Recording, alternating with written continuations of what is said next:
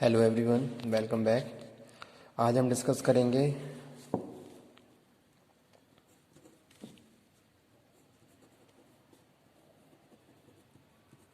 The employees provident fund act 1952। तो हमारा ये एक्ट चल रहा है, ठीक है। तो आज के टॉपिक में हम डिस्कस करेंगे एम्प्लॉयर रोल एंड रिस्पॉन्सिबिलिटी। ये कि मतलब कि एम्प्लॉयर का क्या क्या रोल है, क्या क्या रिस्पॉन्सिबिलिटी है अगर हम एम्प्लॉय प्रोविडेंट फंड एक्ट की बात कर रहे हैं, ठीक है। प्रीवियस लेक्चर में मैंने आपको बताया था कि भाई कितना क्या क्या बेनिफिट्स होते हैं एम्प्लॉय प्रोविडेंट फंड के और कितना कंट्रीब्यूशन है, ये सारा हम ऑलरेडी डिस्कस कर चुके हैं।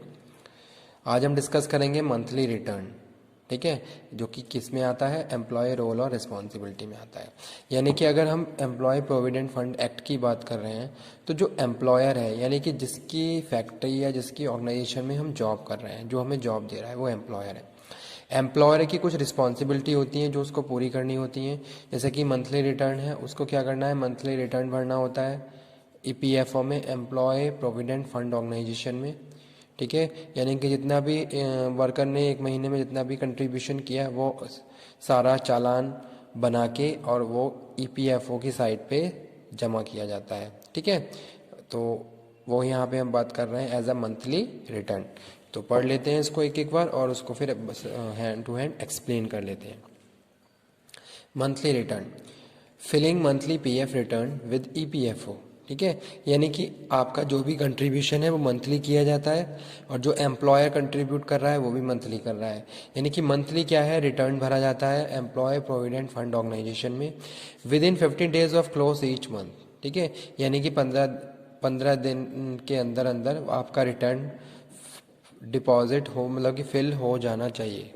तो वो चीज़ यहाँ पे लिखी हुई है, filling monthly PF return with EPFO within the 15 days of close each month. यानी कि आप अगर बात करें तो किसी भी मंथ की, तो 15 डेट तक तो आपका पीएफ जमा हो, जो कंट्रीब्यूशन है, जो चालान है, वो जमा हो जाना चाहिए, ठीक है। कुछ एक्सेप्शन केस भी हैं जहाँ हम 15 से आगे 22 तक प्रोसीड करते हैं, वो मैं आपको बाद में बताऊंगा। अभी आप इतना समझ लीजिए, जो मंथली रिटर्न है उसका जो प्रोविज़न है 15 डेज़ का है, ओके। यानी कि किसी भी मंथ में within 15 days you have to deposit, you have to submit your return. उसके बाद सेकंड यहाँ पे हम बात कर रहे हैं student, provide list of new employees. Provide list of new employees join in the establishment. जो नए वर्कर्स आए हैं उनकी न्यू ज्वाइनिंग की जो लिस्ट है वो भी आपको वहाँ पे क्या है, कंसर्न करनी होगी, ठीक है। तो वही चीज़ यहाँ पे लिखी हुई है, provide list of new employees join in the establishment. जैसे कि एग्जांपल के तौर पे मैं कहूँ कि भाई नवंबर में, जैसे कि अक्टूबर में मेरे फैक्ट्री में 50 लोग और आए वर्कर्स, जिनको मैंने हायर किया, ठीक है। अब उन 50 जो जितने भी नए लोग हैं उनकी सारी इन्फॉर्मेशन पीएफ चालान में हमें फिल करनी होती है। तो वो चीज़ यहाँ पे लिखी हुई है, provide list of new employees join in the establishment during the proceeding month and are qualified to become member in fund, ठीक है। यानी कि जिसको हम फॉर्म 5 में क्या है के हिसाब से सबमिट करते हैं। तो वो यहाँ पे लिखा हुआ है, provide list of new employees join in the establishment during the preceding month and qualified to become member in fund, form 5। उसके बाद जो थर्ड है वो है, provide list employees learning services during the preceding month, form 10, ठीक है।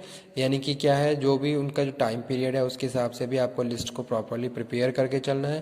Provide list employees learning services during the preceding month, form 10। तो ये एक प्रोविज़न है जो मंथली हमें क्या करना है, पूरा करना होता है। उसके बाद जो नेक्स्ट है वो है, employer should file nil return if there is no employee or no employees learning see services during the preceding month.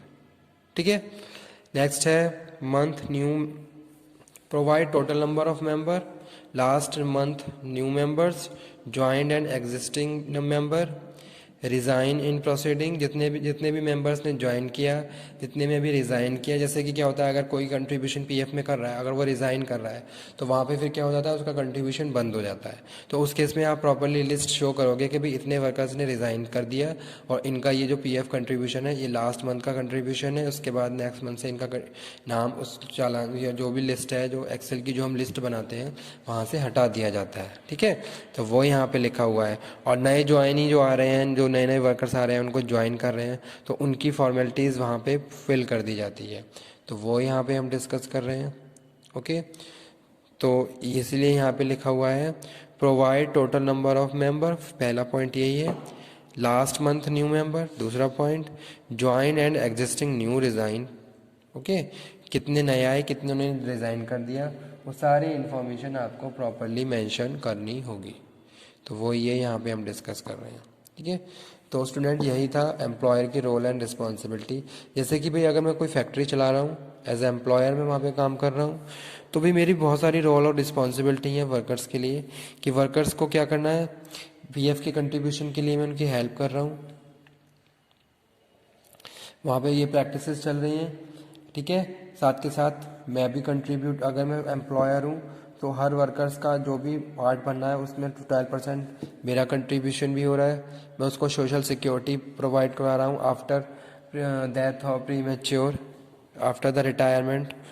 तो इस तरीके की ये practices under employees provident fund act 1952 में बताई गई, और ये बताया गया कि भाई ये किस तरीके से फैसिलिटेट करता है वर्कर्स को आफ्टर द रिटायरमेंट और द प्री मैच्योर और परमानेंट इनकैपेबिलिटी में। ये सारी चीज़ें आपके लिए एज अ सोशल सिक्योरिटी का काम करती हैं। ओके,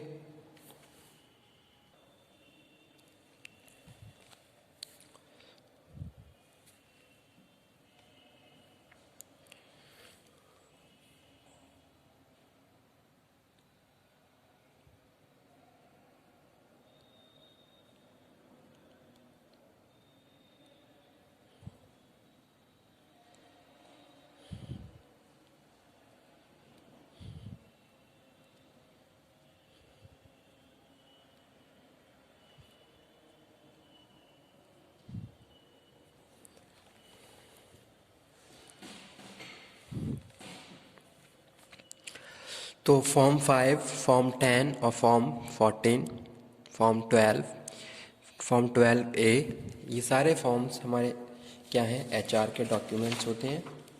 जैसे कि मैं यहाँ पे आपको बता दूँ। ठीक है, फॉर्म 10 पीएफ से रिलेटेड। ठीक है, फॉर्म 14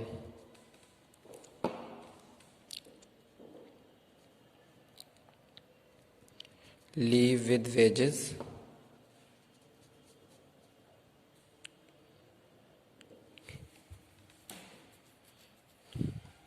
का रजिस्टर होता है। Form 12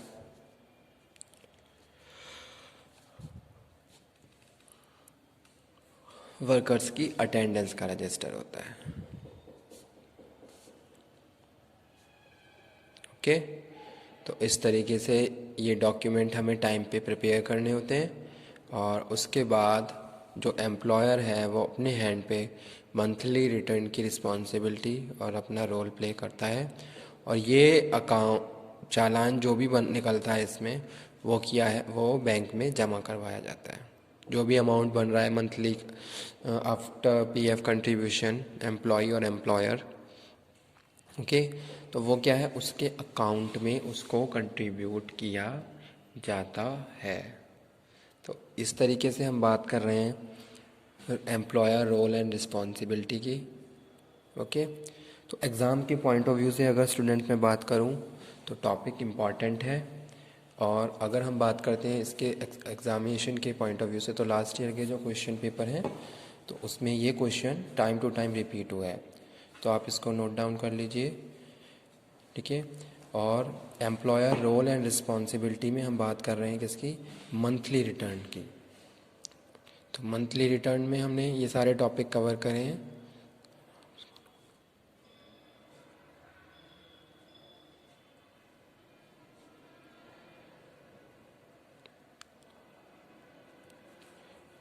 Filing monthly PF return, EPFO within the 15 days of close each month.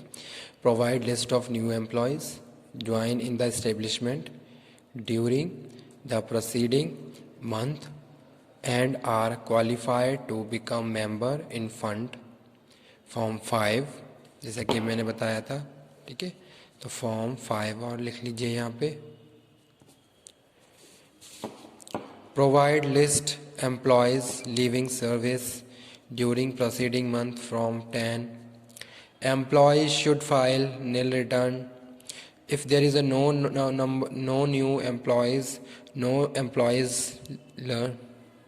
leaving cease services during preceding month. Provide total number of member, last month new member, joined and existing member, resign in preceding month and total number of present subscriber, ठीक है। तो इसी तरीके से हम EPF जो हमारा employ provident fund act 1952 है, इसमें और भी बहुत सारे इंपॉर्टेंट टॉपिक्स हैं, वो कवर करते हुए चलेंगे। प्रीवियस वीडियो लेक्चर में मैंने आपको बताया था about the benefits, contribution, deduction कितना होता है, कितना परसेंटेज है, ये मैंने आपको आप लोगों को क्लियर कर चुका हूँ, ठीक है। और अगर किसी भी टॉपिक में कोई प्रॉब्लम है तो आप द्वारा उस टॉपिक को डिस्कस कर सकते हैं। तो आज का टॉपिक हम यहीं पे फिनिश करते हैं, नेक्स्ट लेक्चर में नेक्स्ट टॉपिक कवर करेंगे। Okay, thank you very much. Employ role and responsibility, monthly return, ठीक है। तो ये कुछ मेन पॉइंट्स थे, इनको आप ध्यान रखें, इनको प्रॉपरली स्टडी कर लें। Okay, thank you.